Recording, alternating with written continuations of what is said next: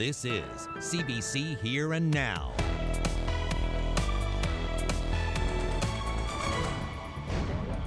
It's shocking. Sometimes you can't come up with words to summarize all the feelings that rush in. A final salute. Hundreds gather to say goodbye to RCMP Corporal Trevor O'Keefe. There was absolutely no evidence going against me. Vindicated. A military instructor accused of mistreating trainees is found not guilty by a court-martial. Whatever floats your boat. A model shipbuilder shares his passion for World War II battleships at Kitty Bitty Lake. Oh, a nice weekend on the pond, as long as you can dodge the showers that are going to be rolling through the day on Saturday. We're clearing into Sunday, so some sunshine for pretty much everyone. The details are coming up. Good evening. We start tonight in Fairland, where a community is reeling from the loss of two of its members. Yes, an early morning fire destroyed a home, claiming the lives of the couple inside. Here and Now's Mark Quinn has more. This is what it looked like when firefighters arrived in the area of town known as the Pool, a trailer home completely engulfed in flames. At this point, at about 2 in the morning, firefighters who knew the victims didn't know if anyone was inside. Well, we thought there was nobody in there, because people were saying they weren't in there, people saying they were, and unfortunately they were in there, and one of our firefighters found both remains, and it's a terrible tragedy, and we're saddened by this fire, and they'll be missed in the community. The two people who lived here were 76-year-old Stuart Montgomery and his longtime partner, 64-year-old Marilyn Wilcott. People who knew them for decades say they were well loved in the area. Very kind, easygoing, no fuss over anything. The material things in the world meant nothing to them, but friends did. Wilcott worked at the colony of Avalon archaeological dig just steps from her home. Marilyn worked on the digs ever since it started, I think. She's probably the longest worker down there, over 20 years. Well respected by her workers, and probably from the university side, hands-on, she knew more about the artefacts than anybody else down there, right? Montgomery was a well-known artist in the area.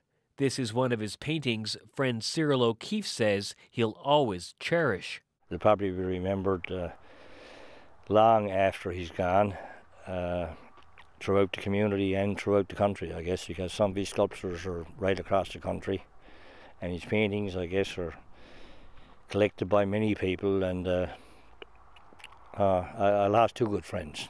At midday, the site of the couple's former home was still smoldering. Police say they don't believe there was any foul play.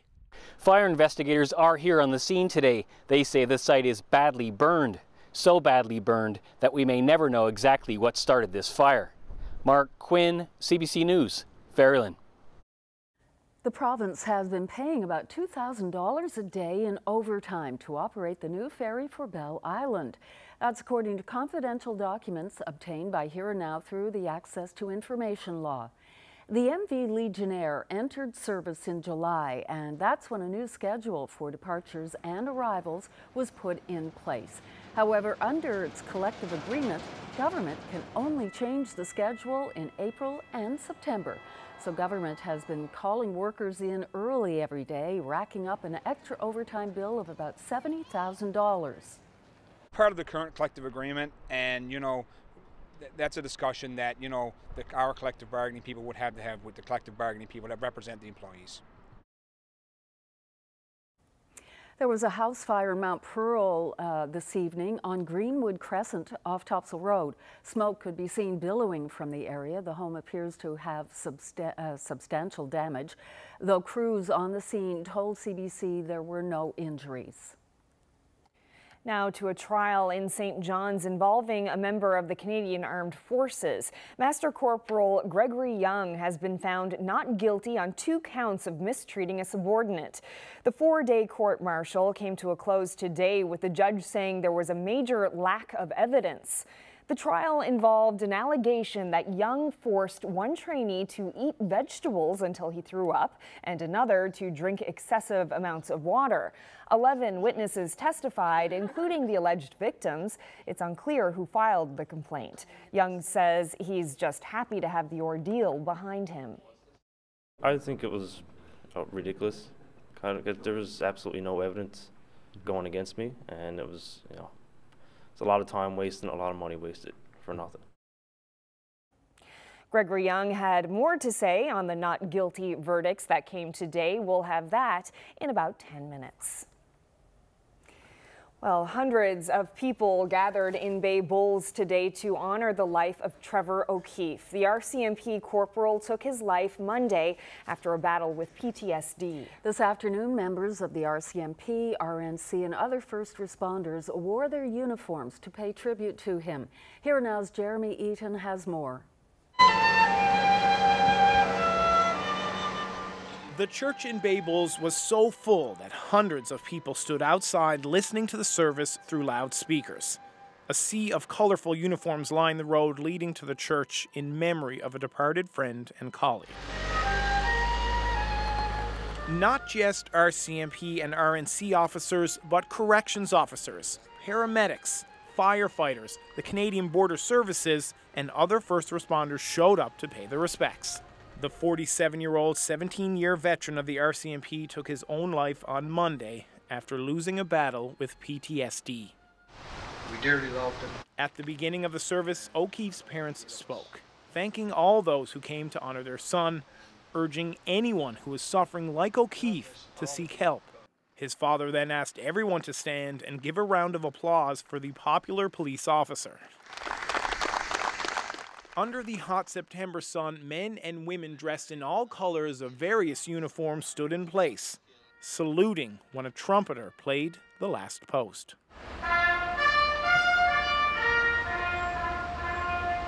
Family, friends, and loved ones gathered around the urn as the ashes of O'Keefe were taken to be buried in Torres Cove.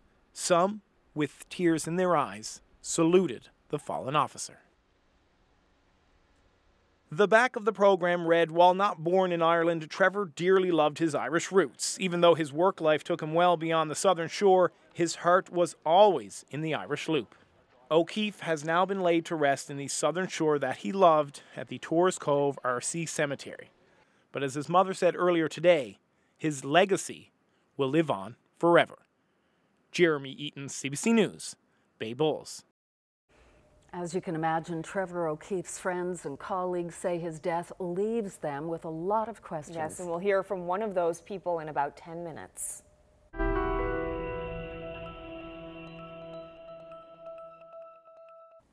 Well, to the NHL now, where Teddy Purcell has a fifth team to add to his resume. The Boston Bruins have confirmed that the St. John's hockey player will be taking part in a training camp with the team. The 32-year-old veteran forward is on what's called a professional tryout agreement. That kind of a contract is usually signed in the league's preseason and is limited to 25 games. The new Bruins contract is just the latest NHL agreement for Purcell. He's previously been under contract with the Los Angeles Kings, Tampa Bay Lightning, Edmonton Oilers, and the Florida Panthers. That's great for him. Yeah, best of luck for sure Yeah. in training camp there, and hopefully he can crack a permanent spot in the lineup. Let's turn to the weather. Yeah. Been a fabulous couple of days. It really has. Makes it easy to forget all that rain. Yeah. Yes, and so Ryan, how long is this stretch of nice weather going to last? Well, another nice day here in the east for tomorrow. We are watching a cold front moving in with some rain. Let's take a look at your weather on the way headlines. Again, the rain will be moving into the northern peninsula and western Newfoundland for tomorrow morning. Central Newfoundland, you won't need the umbrellas until tomorrow afternoon as that rain tracks in. I think from Bonavista Peninsula to the Burin and across the Avalon, it's not until around supper time and into the evening hours that we'll need the umbrellas if you have some outdoor plans.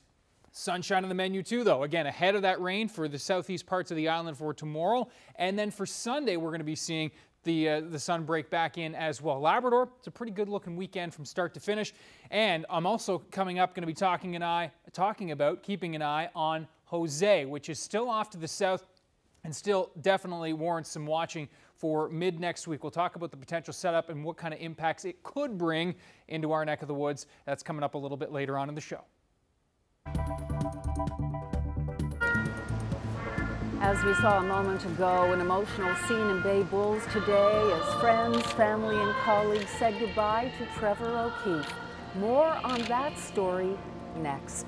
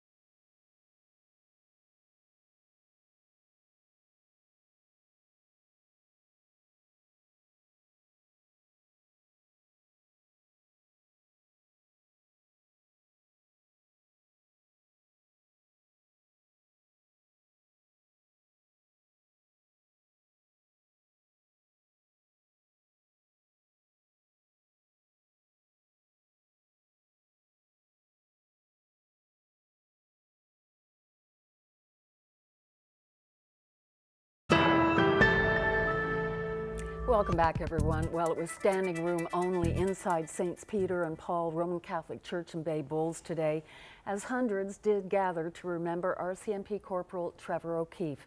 A well-known officer, O'Keefe took his own life Monday after losing his battle with post-traumatic stress syndrome. He was 47. Yes, loudspeakers were set up outside the church to accommodate the overflow of friends and colleagues who couldn't fit inside. Here Now's Jeremy Eaton spoke with a former colleague of the RCMP veteran. Today was really surreal. Trevor and I, we worked together doing prisoner escorts on a two-man unit for quite a few years. And never thought I'd see a day like this. It's shocking. Sometimes you can't come up with words to summarize all the feelings that rush in. And since we learned of this Monday, it's been really hard, not only inside, but leaning on each other and trying to figure out the whys and the how comes and the woulda, shoulda, couldas, I often say. It's really tough to try and come to grips with this.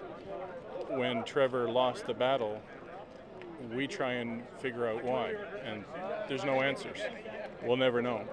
So to go through this today, I'm glad I was here. I'm glad we were all here as a show of support for Trevor, his family, and for each other. What did that mean to you, seeing, I guess there's more than 100 uniformed officers, not just RCMP, RNCs, corrections, firefighter, paramedics, border patrol services. What did it mean to see all those people lined up to welcome that funeral procession when it came in this morning? Well, it means the world to us. We're all the same. We're all first responders. We're all the ones that people come to help. When something happens, we go to that area while other people are going the other way.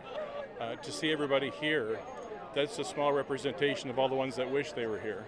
And to see everybody here, we're side by side. It doesn't matter color of the coat, doesn't matter your role, we're side by side in trying to help people.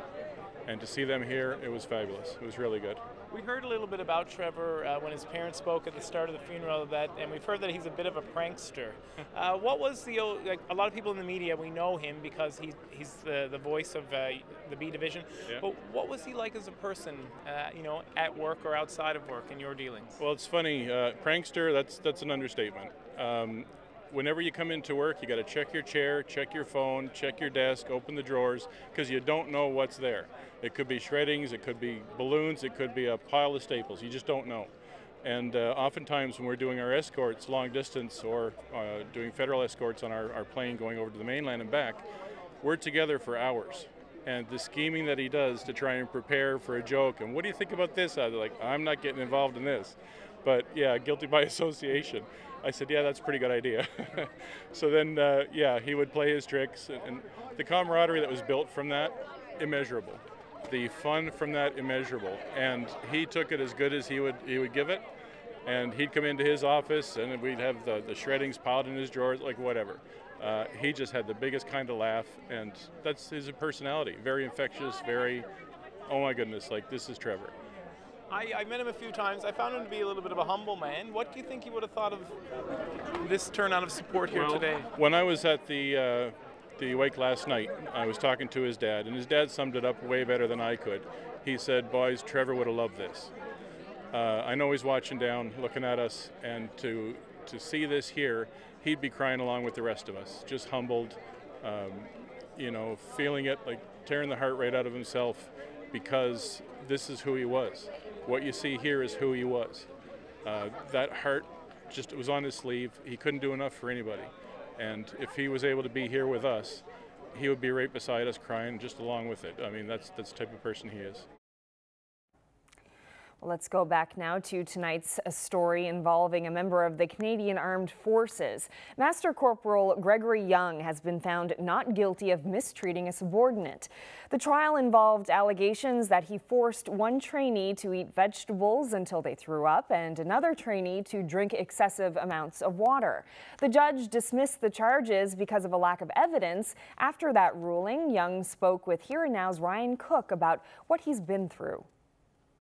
Greg, what's your reaction to what just happened in here? I'm happy it's over. You know, it's been a long 2 years, long big journey, an experience you don't want to experience, but it's over with, and I'm glad that the innocence was proven.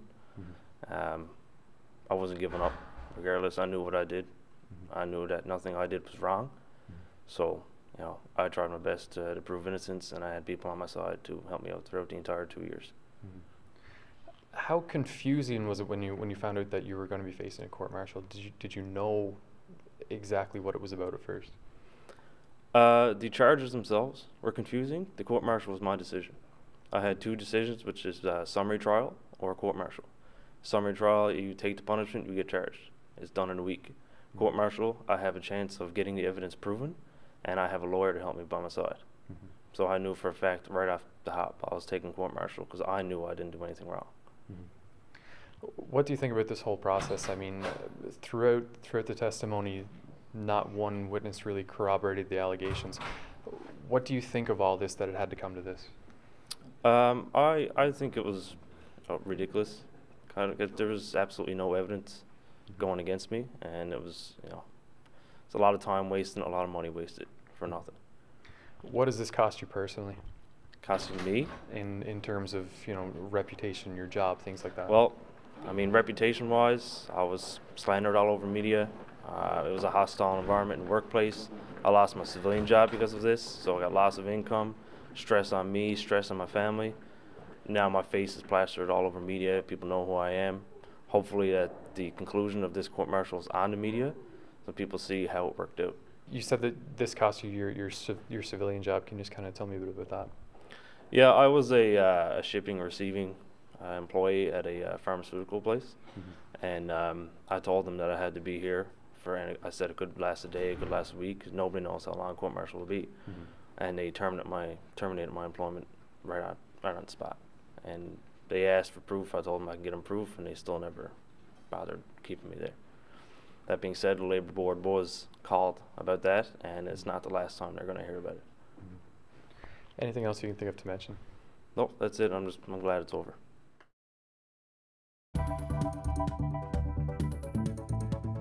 Now you're looking at a live shot, or at least recently live, from the Wabash Airport. And you can see the clouds building in there. Temperature's just 8 degrees, and that is from the same system that's going to be moving across the island for the weekend, bringing some showers.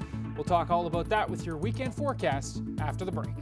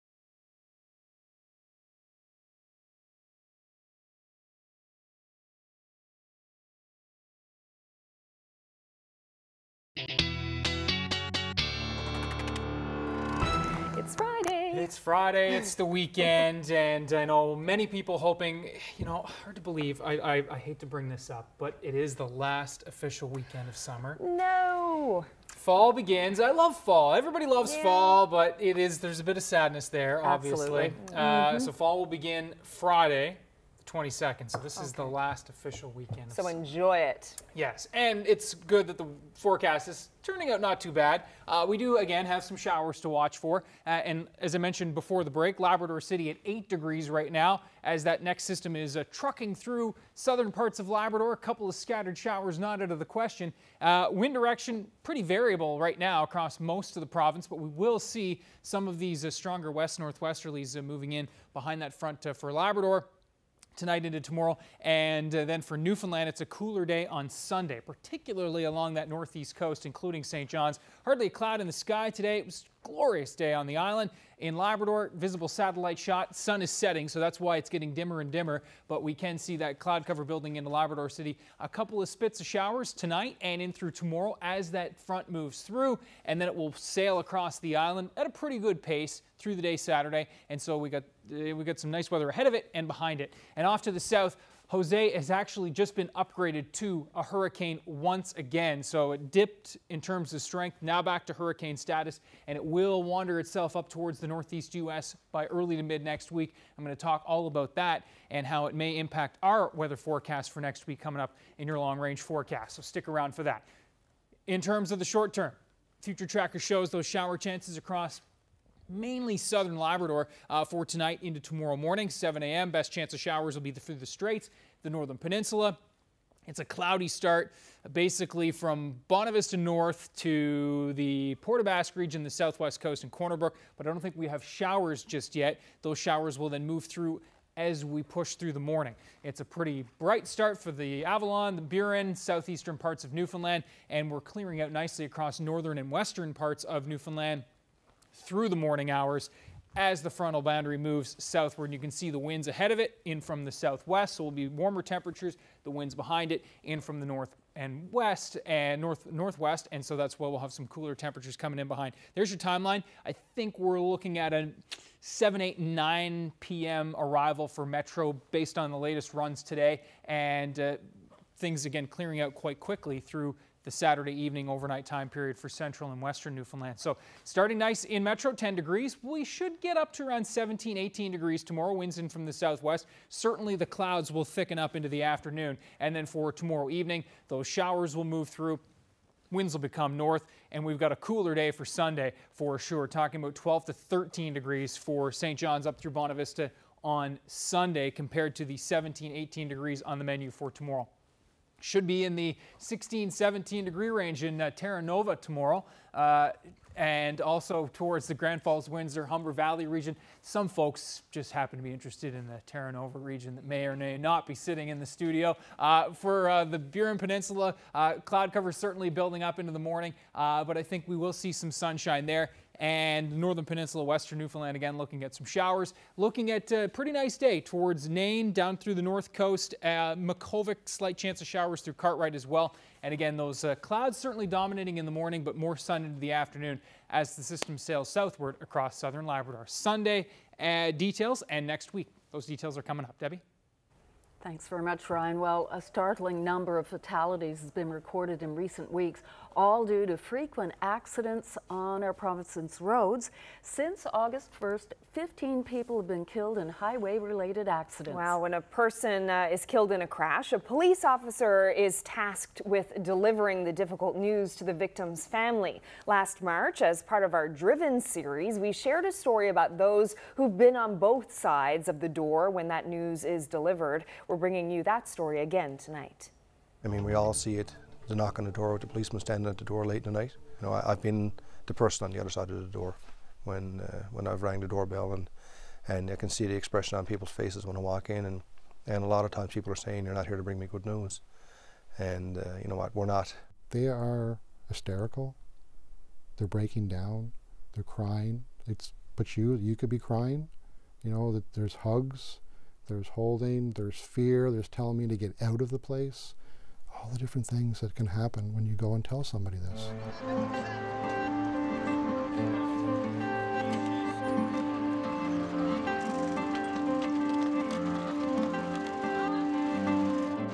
When my telephone rings, my work phone rings in the middle of the night, I know that it's never a good call. A vehicle was traveling south in the northbound lane. I get called to the serious accidents involving serious injuries, criminal code offenses, impairment. So when they call looking for a collision analyst, it's generally pretty serious. You know, it could be ranging from relatively minor property damage to a fatality where you got images that you really don't want to have painted on your brain. And, you know, those are the things that stick with you. It's hard. It's, oh my God, like I don't even think words can express how hard to have to go and tell somebody of what is actually, someone is dead.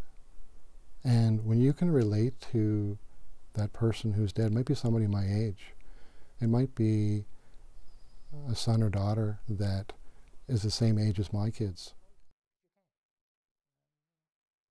You wake up in the morning and the first thing you think is, yeah, you know, it's another normal day. And then all of a sudden the reality hits that your family's not whole anymore. And that's extremely difficult. So you get 5 minutes out of every day where everything feels normal. And that's the only way to put it. And then all of a sudden the reality triggers and you realize that Nick's not coming home. And then we think about the other things that we've lost. And it makes you a very, very different person. Many times I've rolled into a driveway and I sit in the car for 5 minutes before I go in. And I sit and I think to myself, I run through how this is, I hope this will happen. Rarely does it happen that way because when you go in, you don't know who you're going to be talking with.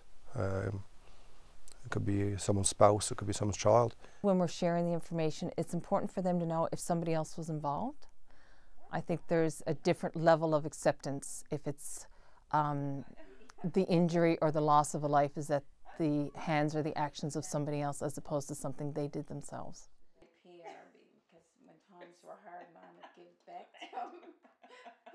Like the years doesn't seem like I'll be 8 years this year, but it doesn't seem that long ago. The most difficult thing that I find is that he died alone without either one of us by his side. That's what I find the most difficult. It's not an accident. If you hit somebody and you're texting, it's not an accident. If you're drinking and driving, it's not an accident. You just made a conscious decision to do that. And it's just so angry. You know, we know what we went through and it was so preventable. People don't give the officers like the respect sometimes, or even to think about what they go through as well, like as first responders. They get overlooked too.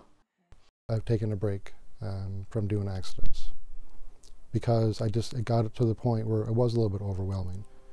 It's hard on your family life. It's hard because they don't understand what you're feeling.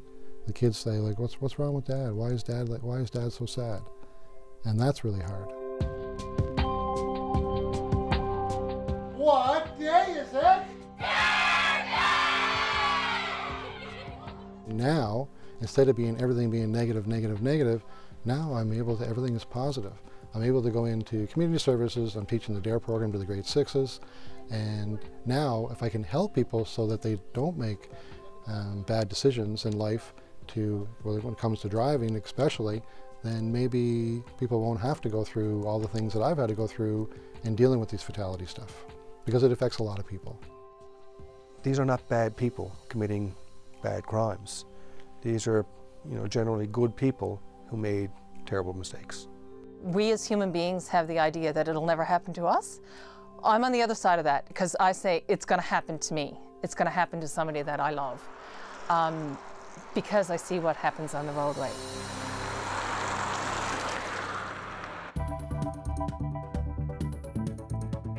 Well, if you were down at Kitty Bitty Lake in St. John's this morning and saw model ships like this one maneuvering through the water, well, then stay tuned as we'll tell you what it was all about. Up next.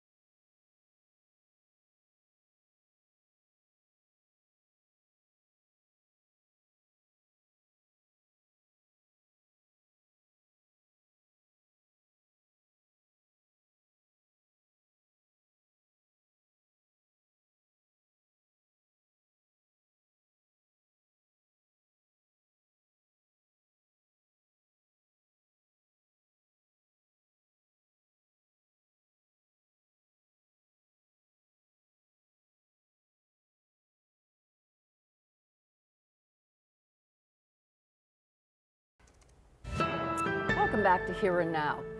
Today was a perfect day to go boating, but if you happened to be at Kitty Vitty Lake this morning, you probably did a double take at the sight of some unusual ships plying the waters. Even the ducks weren't quite sure what to make of it. People stop by. They stop by with their families to bring up their kids, and they take pictures with it, and they're asking questions. And then you have the curious ones who like to poke at the parts and try to break them, but that's okay. I'm used to that. I have lots of glue. I basically have a recreational hobby that it's model boat building, but I specifically build World War II battleships, World War I battleships and cruisers. And for a long time, I was building battle boats that used to actually fight wars on the water and sink each other, but they were models. And I ran a club in Nova Scotia for 10 years like that. And I did shows for over 10 years, and I still pursue the hobby. But now I'm building warships still, but peacefully.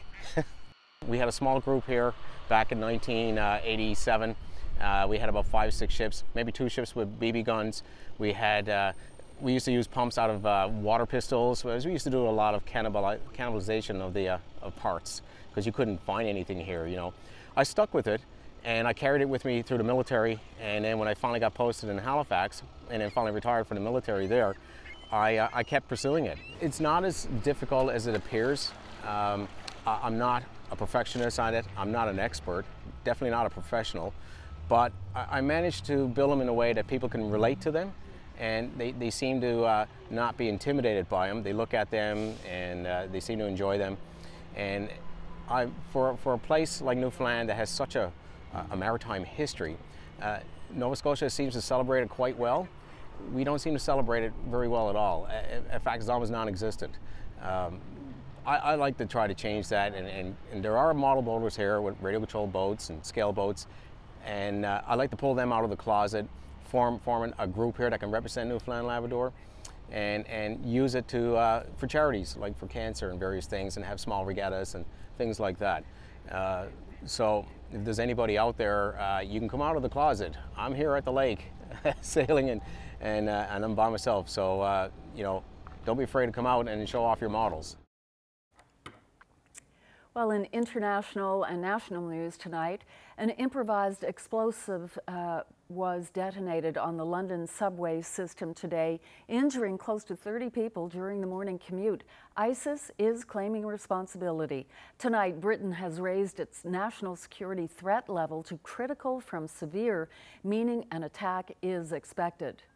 This is video from the scene. The train was at the station when the explosion occurred. Here's a closer look at that object you see in the video. There it is. This image was posted to social media with the user writing, "Explosion on Parsons Green District Line train. Fireball flew down carriage and we just jumped out open door." Now you can see a bucket inside what appears to be a shopping bag. The Canadian Real Estate Association is downgrading its sales forecast for the year. The association expects sales to drop by 5% compared to 2016. That's 20,000 fewer sales than the association predicted just a few months back. It now expects sales in BC and Ontario to fall by about 10% when compared to record highs set last year. The association says sales in August were down in nearly 2/3 of all local markets, including the Greater Toronto area. We have new details today on a story we've been following about those mysterious sound attacks in Cuba's capital that apparently targeted Canadian and U.S. diplomats inside their homes. According to a source, at least 20 American and 5 Canadian diplomats and their families were subjected to strange noises, vibrations, and other phenomena at their home. They say it triggered headaches, dizziness, and hearing loss, in some cases permanent. The source, speaking on condition of anonymity, told CBC News that unlike some of the U.S. diplomats affected, the Canadians recovered. Staff at both the U.S. and Canadian embassies in Havana began to notice the strange occurrences late last year. The Cuban government says it has no knowledge of the apparent attacks, and Canadian officials say they've been cooperative with the investigation. The U.S. National Hurricane Center says Tropical Storm Jose is gaining strength and is once again turning into a hurricane. Now, this is what Jose looked like a few days ago from the International Space Station. The storm is now about 800 kilometers southwest of Bermuda and packing winds of up to 110 kilometers an hour. The east coast of the United States is on alert for high surfs and dangerous rip currents. Jose is predicted to become a Category 1 hurricane by the weekend. This has been an incredible mission, an incredible spacecraft, and you're all an incredible team. I'm going to call this the end of mission. Project manager off the net. A landmark space mission has come to an end. This was the scene in NASA mission control as scientists said goodbye to Cassini. After 13 years orbiting Saturn, the spacecraft went down in a blaze of glory. It took the plunge into that planet's atmosphere in the early hours this morning, bringing more than a decade of remarkable images and visionary science to a close.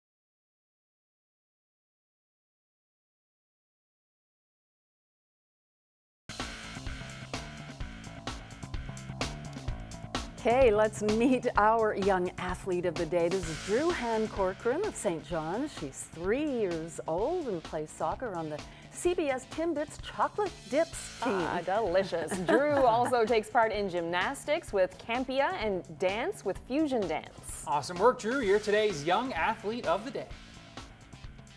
Oh, she looks so cute. And the weather's cute. Well, wow. Not a very good segue. Listen, it has been a whole lot worse than that, especially this week. And so, and of course, last weekend was such a soaker here in the East. It is nice that we have a nice weekend. Why don't we start there, and then we will dive into Jose and the latest updates there. Future Tracker shows that front that's going to be moving in through Labrador overnight tonight. By Saturday morning, the Northern Peninsula, Western Newfoundland getting into some of those showers. That approaches and moves into central Newfoundland for the afternoon. We're staying dry across the Avalon and the Burin Peninsulas until we move into the evening hours, and then that front will push through. Ahead of the front, we'll get to 17, 18 degrees. A little bit cooler as winds shift to northwesterly on the other side, and so 14, 12 degrees up through the Northern Peninsula. A bit cool in Labrador tomorrow, just 8 degrees again in Labrador City. Those skies will be brightening. That front will sail to the south, though wouldn't be surprised Sunday morning if that cloud cover is still actually draped over the Avalon and the Burin. Bit of drizzle possibilities in there as well with the winds in from the north-northeast. We're clearing, though, into the afternoon, a little more in the way of sunshine. And, you know, certainly I think Sunday is a sun-cloud mix across the island. That said, don't be surprised if the cloud cover does dominate at times. Temperatures ranging from 12 or 13 degrees along the northeast coast to 15, 16, 17 degrees central, west, and across the south coast, and 10, 11 to as warm as 14 degrees across Labrador. As I mentioned, Jose is a hurricane, and a lot of different factors over the next 3, 4, 5 days as Jose will wander to the north. This frontal system moving out of the U.S. is going to be key. That area of high pressure behind it, it will also be key. There are many moving parts in the forecast as we move over the next couple of days, so keep that in mind. Hurricane, yes, once again, Jose, a Category 1 storm. The latest National Hurricane Center track brings the storm northward through this weekend. You can see that turn to the right as we move through the Saturday-Sunday time period, and then it rolls north, and you can see how big the cone of uncertainty here is.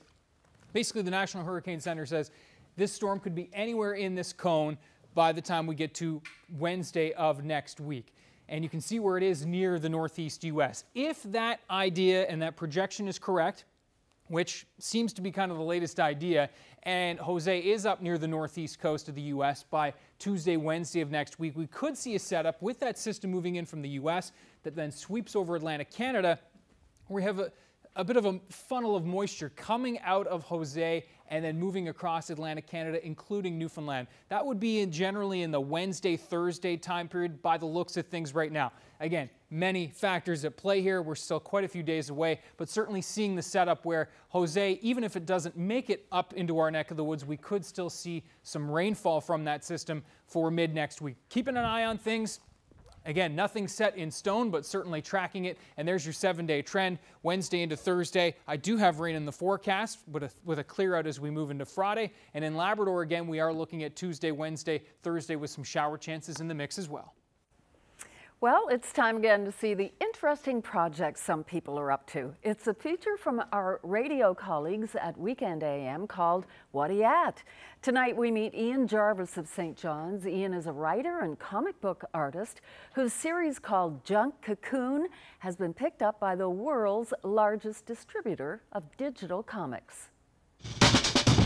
Well, right now I'm working on a comic called Junk Cocoon. I write and illustrate it. It's my own little pet project that I've been working on for the past few months now. Junk Cocoon is a science fiction adventure series set into a not too distinct future. It's sometime, someplace, but no real discernible point in time. Due to a series of wars and overpollution, humanity was kind of on the brink of extinction. Most people live with hazmat suits on 24/7, living into ventilated domes. Other companies have created genetic solutions. Over a few generations, side effects started to show up, and you have humans and non-humans vying for the same space of land with very limited resources, so everybody's back is kind of against the wall, and it's just fun to have a little science fiction tale, I guess.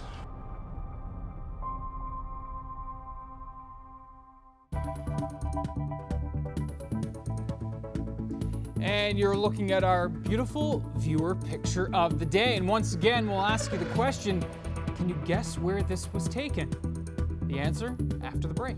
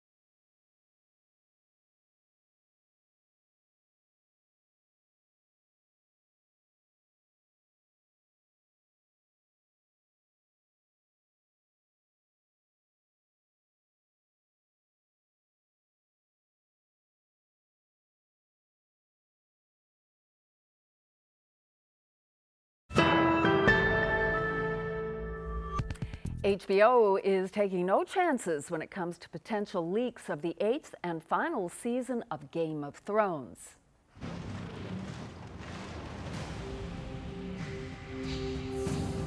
I was born to rule the Seven Kingdoms. We're the last Lannisters. The last ones who count. Wow, a lot of anticipation for that. It's filming multiple endings so that not even the crew knows how it's all going to end. Considering almost all of Season 7's plot was leaked online before it aired, this is welcome news for fans looking to stay spoiler-free. One thing's for sure, though, the finale is going to be absolutely epic. Can't wait. Best hope against the coming storm.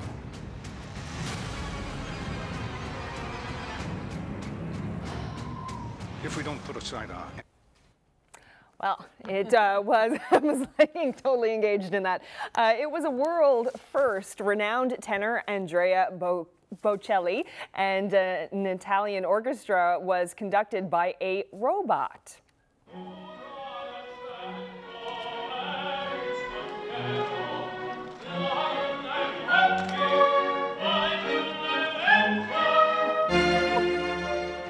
The concert at Pisa's Verdi Theatre took place as the grand finale of the first International Festival of Robotics.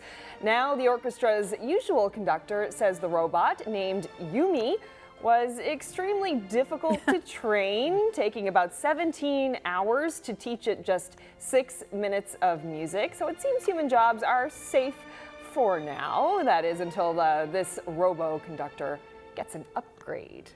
Whose job is it to grease that thing? But that is so wrong on so many levels. It feels that way, doesn't it?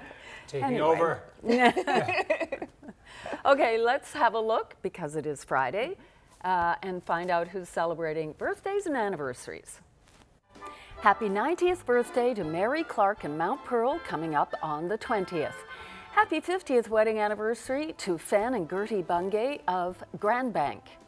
Happy anniversary to Margaret and Stan Calloway of Corner Brook, enjoying 63 years of marriage.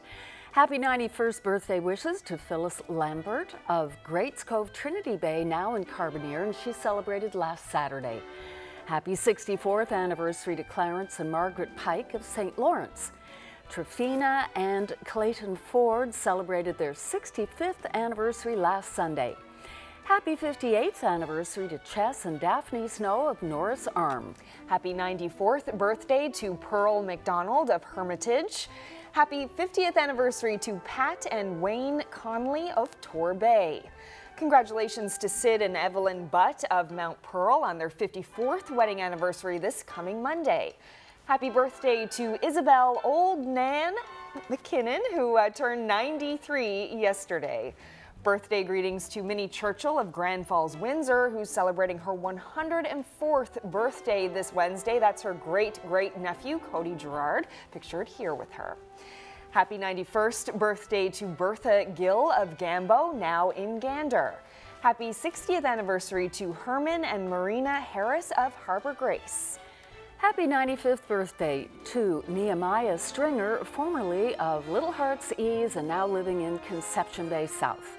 Happy 53rd wedding anniversary to Bob and Marg Shepherd of Bishop's Falls. Best wishes to Doris Greening on her 93rd birthday. Doris is in Glovertown. Happy birthday to Alice Goodyear, who celebrated her 98th birthday on Wednesday. She's in Corner Brook. Happy 56th anniversary this week to Albert and Marina Applin of Pigeon Cove. Happy 60th wedding anniversary yesterday to Raymond and Mary Retief of West Bay Centre. Happy 97th birthday to Merle Berkshire of Elliott's Cove, Random Island, coming up on Monday. Happy 53rd wedding anniversary to Monica and Clarence Cody of Shea Heights, who celebrated this week. Happy 103rd birthday to Isaac Barnes, who celebrated this Tuesday. He's from Garnish and now lives in St. John's. He still enjoys hearing the news every day. Happy anniversary to Ivan and Glenda Penny, who celebrated their 52nd anniversary this week. And it's a golden anniversary for Betty and Junior Colburn. Happy 97th birthday to William Durnford of Isle of Mourt, whose big day is tomorrow. William is now in Port aux Basques. Congratulations to Gordon and Marie Lannon of Bishop's Falls, who are celebrating their 71st wedding anniversary on Sunday. Congratulations to Harlow and Elizabeth Snippen of Mount Pearl, who enjoyed their 51st anniversary this week. Happy birthday to Gordon White of Catalina, celebrating his 91st birthday tomorrow. Happy 52nd anniversary to Mary and Jeremiah Osmond of Channel Port aux Basques. Happy anniversary to Roland and Bessie Wells of Cox's Cove, who are celebrating 64 years together today. 52nd wedding anniversary wishes to Leslie and Elizabeth Janes of Britannia coming up on Monday. Happy 65th anniversary to Walter and Geraldine Walsh on the 21st. Gertie Drover of Badger will turn 99 years old on the 20th. Happy birthday to Tom Ryle of Kilbride, who will be 97 years old tomorrow. Happy 94th birthday to Anita Hillier on Sunday. Happy 91st birthday wishes going out to Howard Hicks from Corner Brook, who celebrates this Tuesday. Happy 95th birthday this week to Angela Lee. Congratulations to Leo and Jerry Doyle of Stephenville on their 60th wedding anniversary. Best wishes to Geraldine and Alan Borden of Grand Falls-Windsor, who celebrated their 51st wedding anniversary this week. Congratulations to Daphne and Bill Callahan, who celebrated their 60th wedding anniversary yesterday. And also celebrating yesterday, it was Walter and Anita Pierce's 54th anniversary there in St. John's. Alan and Marie Yetman of Gander are celebrating their 61st anniversary today. Wishing John and Kay Powers a happy 60th anniversary. Their special day was yesterday. They're originally from Flat Rock and St. John's, but now live in Stamford, Connecticut, and they were home last month to celebrate. Happy 52nd wedding anniversary greetings to Marjorie and Alan Dix of Southbrook, Green Bay, who celebrated this week. Happy 60th wedding anniversary to Alice and Cyril Mallard of St. John's, coming up on the 21st. Congratulations to Wayne and Carol LeGros on their golden wedding anniversary. And happy 95th birthday to Joyce Chipman, celebrating this Sunday. Before the break, we asked you where you thought that viewer picture was taken. Those who guessed Little Port Harmon on the Stephenville Port area, you can see what a picture it is. That is an award-winning picture. Yes. Thanks, Randy, and see you all next week, everyone.